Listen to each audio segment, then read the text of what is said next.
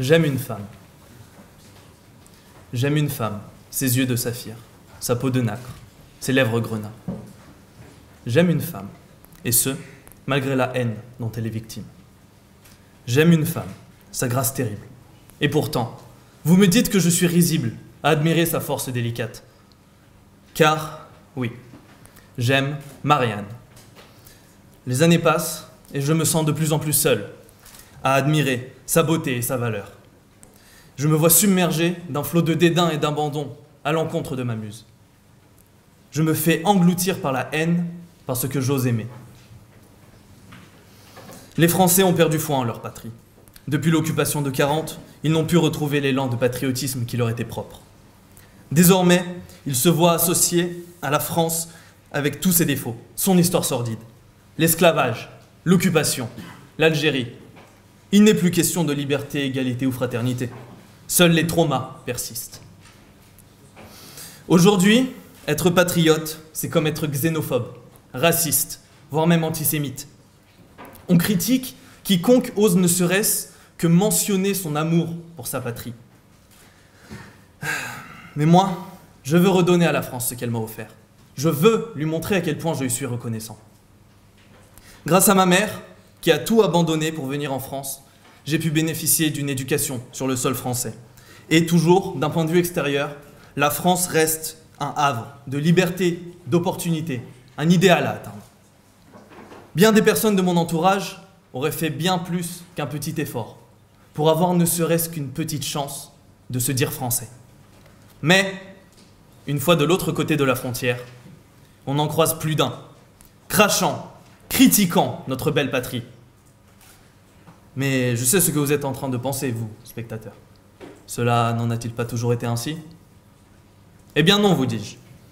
Car depuis les temps antiques, la Gaule, les pays d'Oc et d'Oïl, notre France, toutes se sont développées grâce aux voyageurs, aux marchands, à tout individu venu l'enrichir, que ce soit d'or ou de pensée. Ces hommes de contrées lointaines qui faisaient toujours au mieux pour être acceptés. Leurs vies ont rarement été faciles. Pensez par exemple à tous ces nouveaux citoyens du début du XXe siècle, qui étaient payés à la semaine et en échange ne demandaient qu'un toit sur leur tête et la reconnaissance de leur nouveau peuple. Ces ouvriers qui portaient à dos leur fardeau et à cœur leurs espoirs. Peu se sont plaints de se voir accorder une chance. Et l'on voudrait me faire croire qu'aujourd'hui, les détracteurs de la France se plaignent ainsi, car ils sont désavantagés, ignorés, relégués en tant que citoyens de seconde zone. Pourtant, n'ont-ils pas les mêmes droits que nous? N'ont-ils pas des logements décents, contrairement aux bidonvilles si présents ailleurs? Le gouvernement ne fait-il pas au mieux pour qu'ils puissent s'intégrer aussi bien que possible? Mais il est toujours plus facile de critiquer que d'avouer des bienfaits.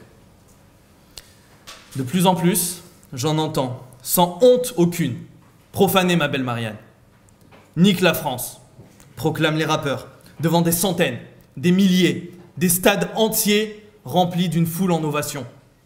De plus en plus, des graffitis fleurissent sur nos monuments à la mémoire centenaire, là où devraient fleurir des bouquets à la gloire de nos héros. Et, de plus en plus, grandit la menace terroriste, qui, à notre grande honte, est profondément enracinée dans nos propres terres. Marianne se voit méprisée, déchirée, et ce par ses propres enfants.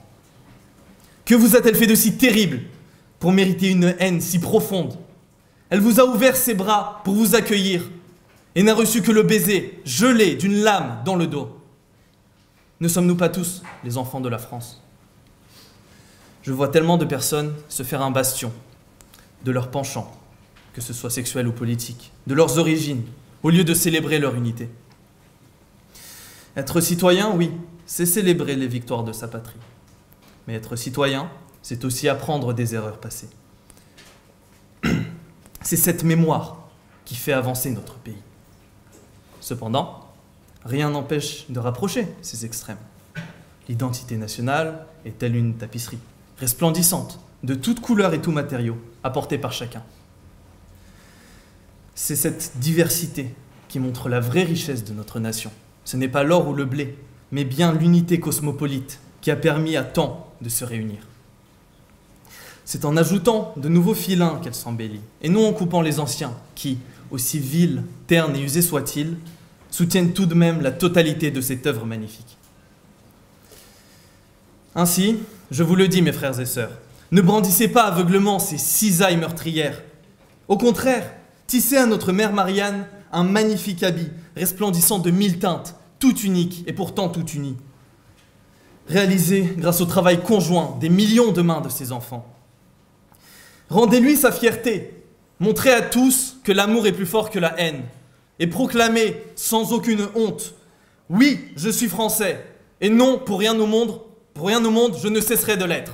Vive la France!